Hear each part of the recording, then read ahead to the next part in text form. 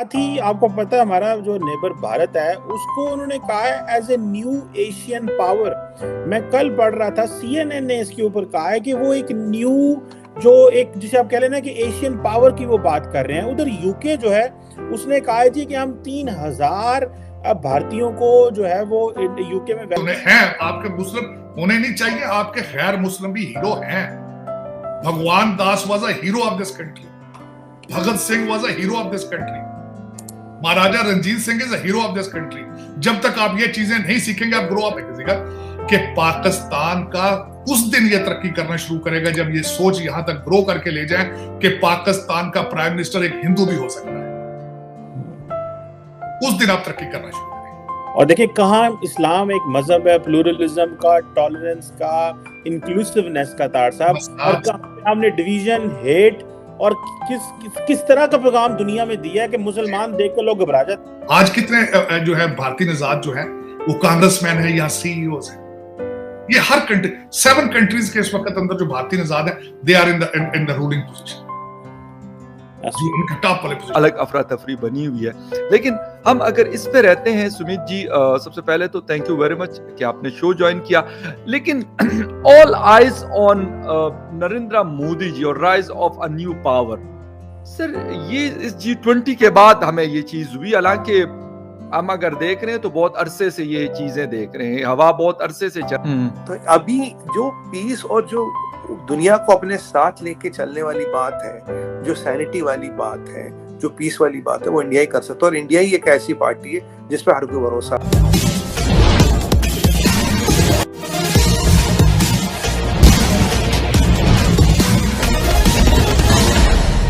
जैसे जैसे पाकिस्तान के हालात बद से बदतर होते जा रहे हैं, पाकिस्तान को अब भारत की याद सताने लगी है।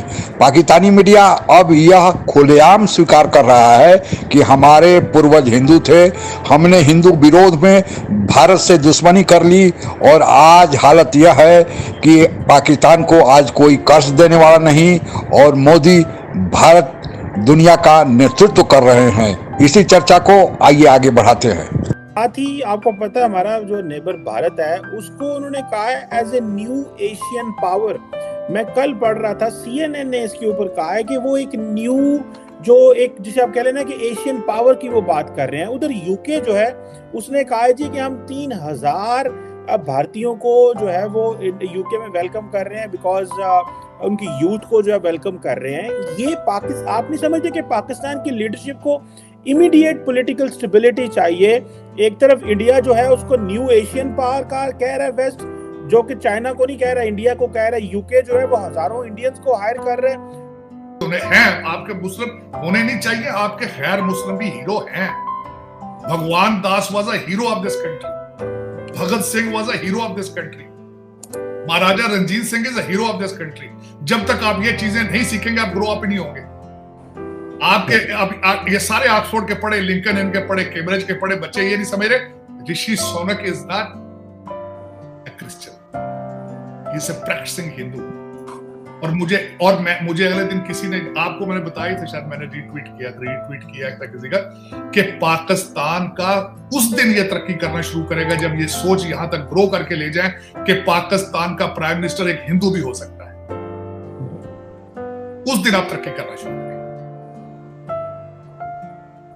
ये जरूरी नहीं है कि इस्लामिक रिपब्लिक ऑफ पाकिस्तान का, बल्कि ये मैं बल्कि कॉन्स्टिट्यूशन पढ़ता रहा हूं, पाकिस्तान का लॉयर भी करके आया हूं। इसकी अमेंडमेंट की गई थी 1973 के कॉन्स्टिट्यूशन में, उससे पहले गैर मुस्लिम हो सकता था।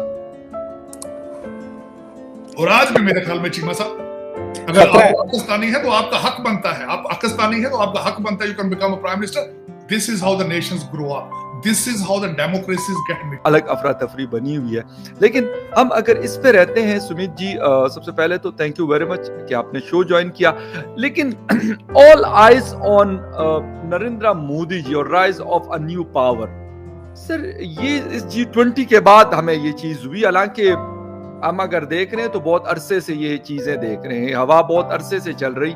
लेकिन यहाँ पे एक शायद जो G20 के जो लीडर्स हैं वो सब इस बात पे मुत्तफिक हैं, एग्री हैं कि यार अब ऐसा है कि चाइना से ये पावर। कहानी ये है कि चाइना को दरकिरार करने वाला आपका मीडिया, हमारा मीडिया नहीं, आपको राम नहीं है, जो आपने सही कहा था, खुद CNN है।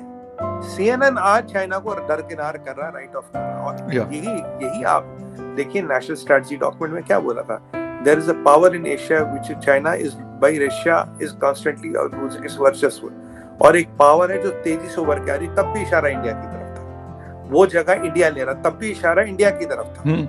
और आज तो बिल्कुल क्लियर ही बोल दिया इट्स नॉट चाइना। अब एक स्टेप आगे की बात होगी, इट्स नॉट चाइना, बिल्कुल तो बचा ही नहीं और कोई। अगर स्टोरी के बिल्कुल अब चाइना नहीं है तो बचा कौन? एग्जैक्टली। अच्छा, एक चीज और है, शी जिनपिंग ने शायद उस दिन कोशिश भी की, नरेंद्र मोदी से कुछ सेकंड की कहते हैं इंटरेक्शन हुई हल्की सी, बस शायद बस खैर खैरियत दरियाफ्त किया जो भी, और कहते हैं गलवान के बाद ये पहली दफा हुआ है कि वो दोनों आमने सामने आए हैं और थोड़ा बहुत हाथ मिलाए और ये सारी चीजें हुई। तो क्या ही वाज ट्राइंग टू कि वो बात करे और शायद कोई बातचीत शुरू हो जाए और फिर उसको आगे बढ़ाया जाए?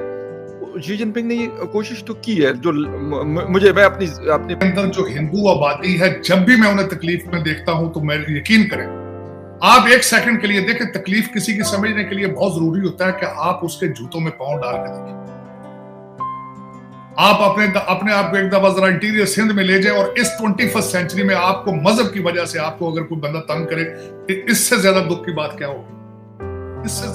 मैं 1947 के अभी तक आपको मैं बताता हूं, मैं जब छोटा था तो मैं अखबार वाले हर अगस्त 14 को आर्टिकल्स लिखते थे तकलीफों के बारे में। मैं यकीन करें रोता था उनको पढ़ बचपन में कि इस तरह इंसान करता है जो सदियों से इकट्ठे रह रहे थे, उन्होंने एक दूसरे के ऊपर इस तरह जुल्म ढाए। How it is possible? How it is possible? देखिए मेरी यारियां दोस्तियां, आपको पता है कि मेरी यारियां दोस्तियां सबके साथ। How it is possible? How dare? मेरे कई यार दोस्त हैं यहाँ पे, आपको पता है मेरे साथ सिख भी हैं, हिंदू भी हैं। मैं कई दफा सोचता हूँ यार, या तो मैं 1947 में उनके साथ भारत चला जाता अगर वो जाते थे, या फिर उनको रोकता यहाँ रहने के लिए। हाउ इट इज पॉसिबल कि आप सदियों से रह रहे हैं इकट्ठे बहन भाइयों की तरह, और आप चले ठीक है 1947 भी आपने जाना है, लेकिन उनको मारना, कत्लेआम करना, वो भी इंसानियत जहाँ सदियों से रह रहे हैं, इससे बड़ा अलमिया। और आज के दौर में फिर अगर वो रिपीट हो, बल्कि हो रहा है, शिया सुन्नी की टॉलरेंस नहीं है, आप दूसरी बातें करेंगे, रज़इयों की आपने ये इन चीजों से हमें ऊपर उठना पड़ेगा। जो मजहबी अकायद होते हैं आपका पर्सनल मैटर होता है, आपका खुदा के साथ अपना एक रिलेशनशिप है हर एक इंसान, उसकी बेसिस पे अगर आपने डिसीजन लेने हैं, then you cannot grow. This is almost a sickness. किसी को उसके मजहब की बेस के ऊपर उसको क्रिटिसाइज करना या उसके जज्बात को मजरूह करना, ये ज्यादती है। मैं समझता हूँ ज्यादती इन 21st सेंचुरी, और ये अलमिया है एक पाकिस्तान के अंदर। अच्छा, मैं एक और मजे की बात बताता हूँ चीमा साहब। मेरे वालिद साहब एक पढ़े लिखे इंसान थे, 1963 में उन्होंने लॉ की प्रैक्टिस शुरू की। मूव कर दूंगा। और तार साहब देखिए कि ये जो बात है कि हम इतने इनसिक्योर हैं, मतलब इतने ज्यादा मुसलमान होने के बावजूद भी हम सारा टाइम इनसिक्योर रहते हैं और डरते रहते हैं कि वो वहां पे कहीं मस्जिद ना बन जाए, किसी का मंदिर ना बन जाए, किसी का गिरजाघर ना बन जाए। मैं खुद इमरान खान के लिए दुआएं मांगता रहा हूं ये जीते, क्योंकि we were sick and tired by the corruption। और मैं बल्कि इन्होंने ज्यादा मुझे दिल तोड़ा, इन्होंने मुझे जब ये उस्मान बुजदार और ये गोगी की स्टोरियां निकली। अब उसमें चीमा साहब खासकर मैं तो ये समझता हूं कि इन्होंने ज्यादती की और इस्लाम का नाम अब्यूज कर रहे हैं मजहब अपने पॉलिटिकल गेम के, सब ज्यादा। और उसमें चीमा साहब मैं खासकर ये मेरी ख्वाहिश होगी कि लोग इस तरह आगे आए और अपने नॉन मुस्लिम हीरो को देखिए। हमारे लोकल हीरो की बात करें ना, आप अगर महमूद गजनवी को बना रहे, वो तो फॉरेनर था, वो कहीं से आया था। आप मुगलों को हीरो बनाते, मुगल तो कहीं और से आए थे। लोकल हीरो देखें ना, अपने डीएनए में से हीरो ढूंढने की कोशिश करें। तारक बिन ज़ियाद ढूंढते हैं स्पेन में। नहीं देखिए, फॉरेन इन्वेडर्स को आप कहते हैं जो हीरो, वो तो इन्वेडर थे। वो आते थे क्या, लूट के दिल्ली लूटते थे, वो वापस चले जाते थे, दिल्ली आके लूटते थे। वो तो कई में से तो मुगल ऐसे, पठान ऐसे थे, वो तो रहते भी नहीं थे, वो सिर्फ दिल्ली लूटने के लिए आते थे। भाई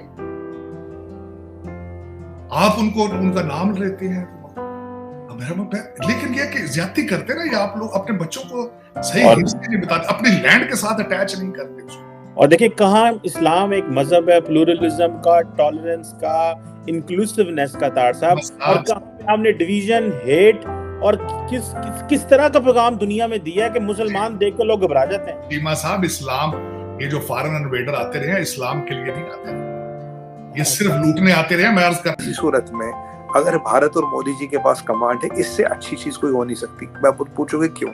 मान लीजिए यही कमांड साउथ कोरिया के पास हो, जापान के पास हो या चाइना के पास हो, नहीं तो तब क्या हो? अगर यही कमांड चाइना के पास हो तो क्या हो? तो अभी जो पीस और जो दुनिया को अपने साथ लेके चलने वाली बात है, जो सैनिटी वाली बात है, जो पीस वाली बात है, वो इंडिया ही कर सकता है। और इंडिया ही एक ऐसी पार्टी है जिस पर हर कोई भरोसा भी करता है। और इससे क्या हुआ? चाइना का एजेंडा नहीं चल रहा ब्रिक्स में, चाइना का एजेंडा G20 में नहीं चल रहा, चाइना का एजेंडा SCO में नहीं चल रहा है। तीनों फोरम में चाइना का एजेंडा नहीं चल रहा। इसलिए जब शी जिनपिंग फिर जो परेशान हो गया था तो जस्टिन ट्रूडो को पकड़ लिया, उसका रास्ता रोक लिया ऐसे। G20 की जो हाल में बैठक संपन्न हुई, इससे एक चीज तो स्पष्ट हो गया कि भारत अब विश्व क्षितिज पर एक बड़े खिलाड़ी के रूप में सामने आया है। जिस तरह प्रधानमंत्री मोदी का कहा गया वह वाक्य जो उन्होंने रूस के प्रधानमंत्री पुतिन को कहा था कि यह समय युद्ध का नहीं है, शांति का है, विकास का है, यह बात G20 के घोषणा पत्र में मुख्य रूप से छापा गया। यही कारण है कि CNN और BBC या अन्य पश्चिमी देशों के जो सूचना के माध्यम है, जो मीडिया हाउस है, उन्होंने अब यह कहना शुरू कर दिया कि अब अगली प्रतिस्पर्धा जो हेल्दी होगी वह भारत और अमेरिका के बीच में होगी। चीन को अब काउंट नहीं किया जा रहा है और उसके पीछे कारण है कि चीन बड़ी भारी संकट का शिकार है। उसके यहाँ आर्थिक मंदी चरम पर है और वहाँ की जो अभी शी जिनपिंग तीसरी बार लगता है कि आजीवन ही रहेंगे, सत्ता का भार उन्होंने सौंपा है। अब शी जिनपिंग के विस्तारवादी और धौंस दिलाने वाले रवैये के कारण दुनिया का भरोसा चीन से हटा है। चीन के आंतरिक संकट भी गहराने लगे हैं। लोग दैनिक जरूरत के चीजों के लिए सड़क पर उतरने लगे तो चीनी राष्ट्रपति ने पैंडेमिक यानी महामारी के नाम पर लॉकडाउन कर दिया ताकि चीन की अर्थव्यवस्था से ज्यादा चीनी लोगों का सड़क पर उतरना रोका जाए।